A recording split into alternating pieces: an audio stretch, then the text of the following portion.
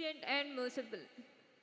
A very warm and powerful Assalamu alaikum wa rahmatullahi wa barakatuhu, and good evening to all the dignitaries on the dais and off the dais. With a heart full of pride, I greet this warm and bold and firm gathering of our beloved girls of Kerala, the powerful voices of GIO who have gathered here to extend, to show their stand, a stand of legacy, a stand of history, a stand of conscience, a stand of resistance. We know central government has passed Waqf Amendment Act in April 2025, and it is unconstitutional and it violates fundamental rights and Islamic charity laws.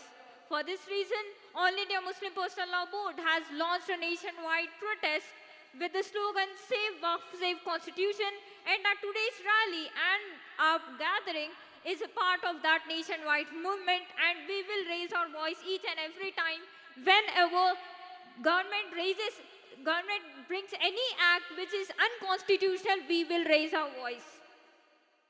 Waqf is not just a land, it's our history, it's our heritage, it's the hope of our future generations. It represents our ancestors. It represents the donations of the properties that were given by our ancestors to the poor, to the needy, to our students, to worship, and also to the travelers.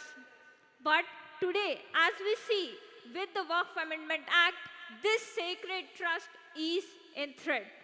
If we go through a few clauses of Waqf Amendment Act, one of the Waqf Amendment Act's clause says that individuals who are from different communities must be included in the Waqf board that comprises of 22 members.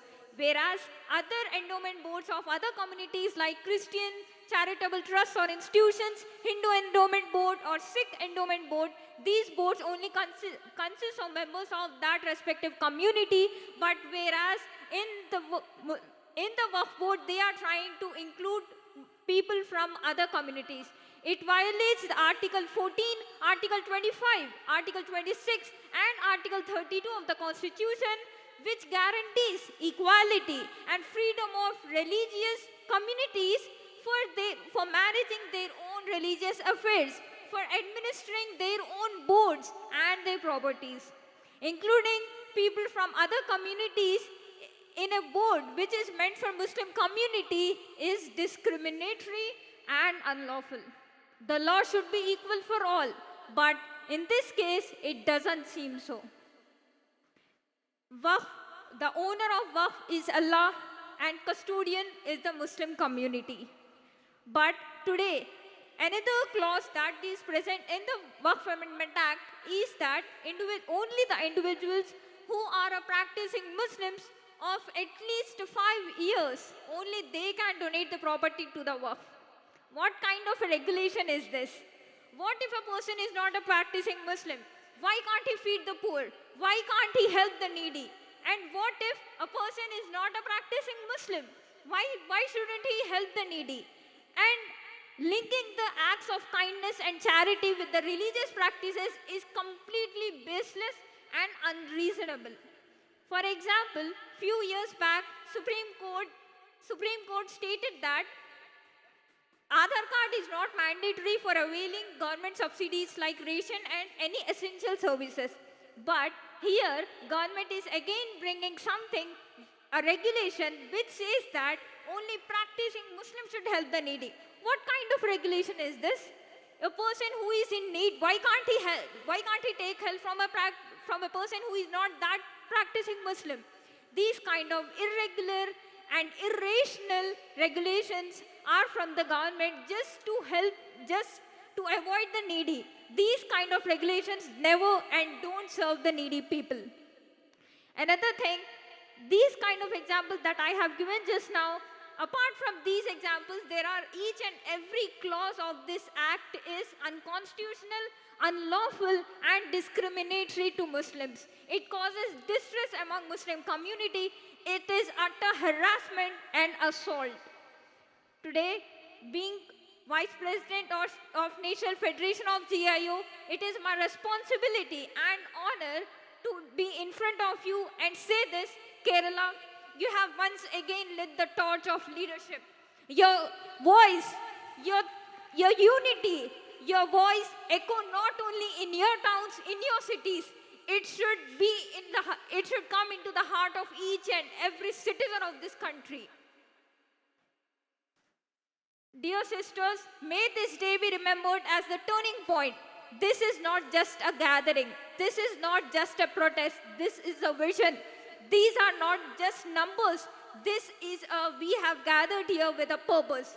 From this stage, I give a message, we give a dignified message to the authorities. We are aware. We are awake. We are unafraid. And to the Muslim community that reclaim Waqf, protect your future, and to every girl sitting here, I want to say you are the change, you are the voice, you are the future. And I give a call to the youth of this country to try to understand and equip yourself with the knowledge of Waqf. Understand Waqf. What were the recent amendments in Waqf? Analyze critically. Do a comparative study. What was and what has been changed and what is at stake. I remember government has been bringing different laws and different bills one after the other which are attacking the constitution. Previously, few years back, farmers protested against an unjust bill and defended the constitution. Over 700 farmers lost their lives and we stood in solidarity with them. And today, again the government is bringing another act which is unconstitutional and unlawful. And today, again we defend the constitution and we take up this mission to uphold and defend the constitution. We fought for this nation. We sacrificed our lives to build this nation. Wherever government tries to attack the constitution, bring any unlawful acts and violate any fundamental rights, we will be in the front line to oppose them. We will be in the front line to reject them. And today we are here rejecting the Waqf Amendment Act 2025, which is unlawful, unconstitutional, and discriminatory against a single community.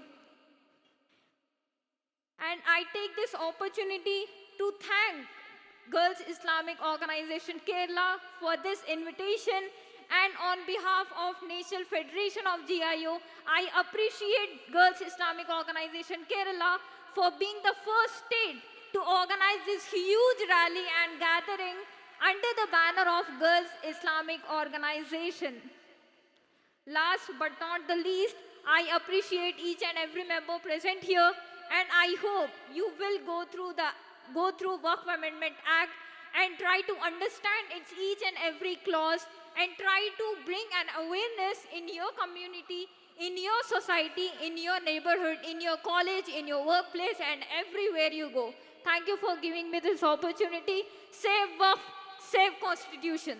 Thank you.